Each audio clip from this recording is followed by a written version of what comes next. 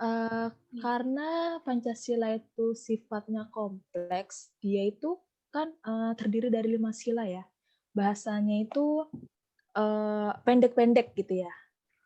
Jadi memang diciptakannya dulu sama para bapak-bapak pendiri negara itu, dia tuh nggak kaku. Jadi dia tuh bisa ngikutin perkembangan zaman dan dia tuh juga bisa ngikutin ke ilmu apapun. Jadi dia sifatnya itu hanya mendasar agar masyarakat kita tuh pakai, tapi juga nggak nggak kaku gitu. Jadi bisa ngikutin berbagai ilmu pengetahuan sih. Ilmu apa ya? Ilmu agama misalnya ya. Ilmu agama. Dia misalnya banyak dari kita kan taunya Pancasila itu dasar negara ya kan. Dasar mungkin kalian karena ilmu bisnis jadi ini untuk memenuhi tugas aja. Tapi sebenarnya kita sebagai masyarakat Indonesia itu perlu tahu kalau kadang orang taunya Pancasila itu prinsipnya sebagai dasar negara. Dia itu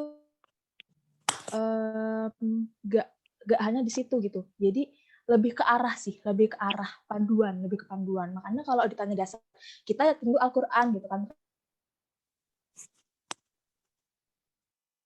Berarti dasar negara kita Pancasila, berarti Al-Quran nggak penting dong gitu. Nggak juga, justru dengan adanya Pancasila itu di sila ke-1 ketuhanan yang Maha Esa, makanya ketuhanan ditaruh di sila pertama, tujuannya karena biar mengarahkan nih kalau kita tuh sebagai masyarakat justru dasar yang utamanya itu Al-Quran itu gitu. Jadi kalau kamu konsepnya ngelupain Al-Quran berarti kamu nggak mengamalkan Pancasila. Itu sesimpelnya.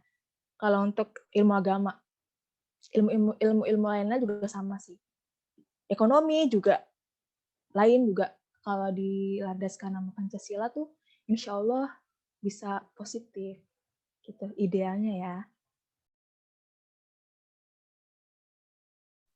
Anak zaman sekarang itu kan kalian ya, berarti ya eranya kalian ya. Kalian itu yang menentukan generasi selanjutnya. Biasanya kalau anak-anak seumuran kita itu nggak suka didoktrin kan, nggak suka diguruin ya, lebih seneng didengar. Jadi mungkin konsep penanaman nilai Pancasila itu beda juga sama orang tua kita zaman dulu. Kalau orang tua zaman dulu itu kan kayak ada P4, mungkin kalau kalian dengar cerita dari orang tua ada seminar. Kalau sekarang itu karena kita suka sama hal-hal yang berbau media sosial, bisa diarahkan ke sana gitu. Karena kalau kita bisa memanfaatkan itu, makanya pemerintah sekarang berupaya mereka mengajak anak-anak muda untuk karena menteri kan banyak yang muda ya, beberapa ada yang muda karena biar konsepnya kena ke anak-anak milenial gitu. Mungkin apa kreator YouTube gitu, itu tuh berpengaruh banget. Terus iklan di TV itu juga kayaknya bisa dikasih konsep nilai-nilai Pancasila karena selama ini yang kok besto ini berarti kakak ya.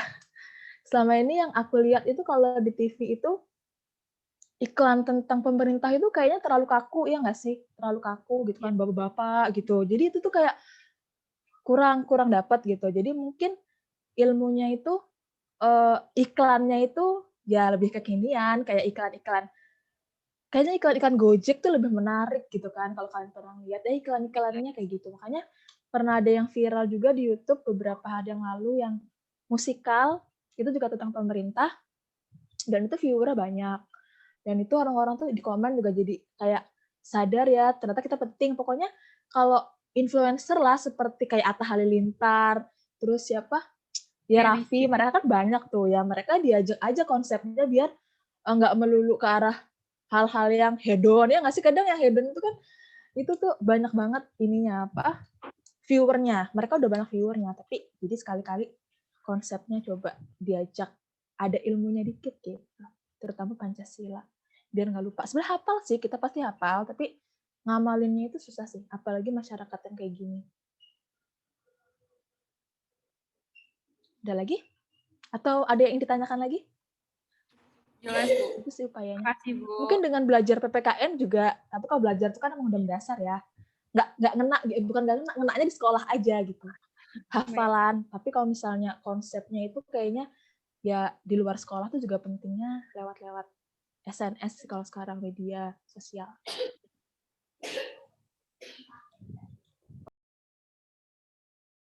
thank you.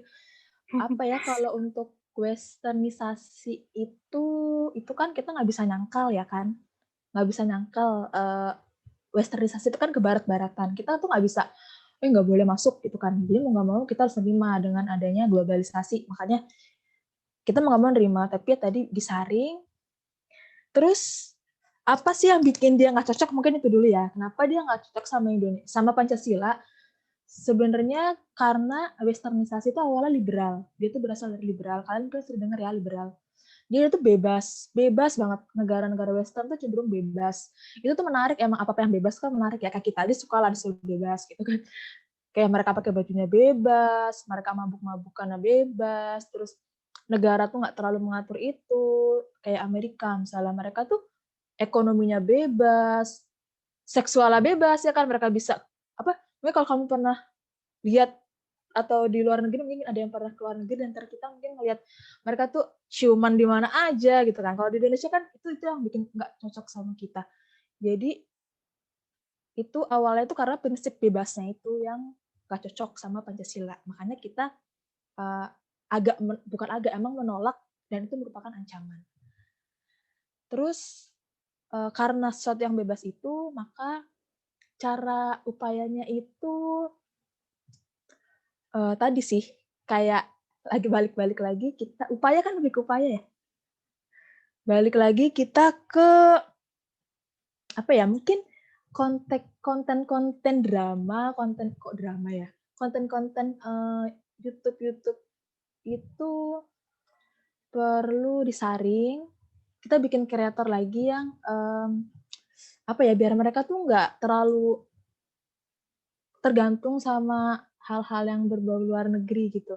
Kayak film apa sih kalau video klipnya juga kita nggak tergantung sama barat gitu karena itu bisa memberikan pengaruh kepada kita, kepada masyarakat gitu. Makanya kita lebih suka western, kita lebih suka bebas karena bajunya bebas, mabuk-mabukan bebas. Padahal kan di sila ketiga kalau ada mabuk-mabukan itu kan bisa merugikan orang. Kenapa itu nggak cocok? Karena mabuk-mabukan itu bisa dalam keadaan bawah sadar, bisa bunuh orang, bisa memperkosa orang gitu kan. Makanya di Indonesia itu minuman keras itu dilarang. Itu sih upayanya hampir sama kayak tadi. Sama ditekanin aja dari hukumnya ya, pemerintahnya harus lebih tegas lagi dalam kayak nggak boleh pandang bulu lah. Kalau misalnya emang ada yang jadi nggak terima misalnya anak DPR kena kasus narkoba, ya hukumannya harus setimpal. Gitu. Biar juga nggak ada westernisasi ke yang masyarakat umum. Jadi harus dimulai juga dari pemerintahnya sih. Memberikan contoh yang baik.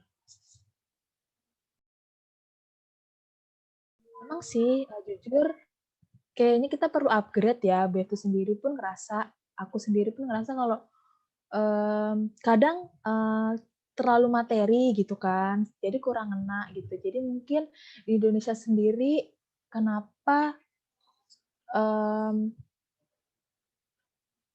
agak sulit diterima karena materi ilmunya, karena kita kadang terlalu teoritis gitu. Begitupun PPKN gitu, seperti kayak konsep Pancasila itu kan awalnya dari awal tuh kenapa sih kok Pancasila lagi yang dipelajarin?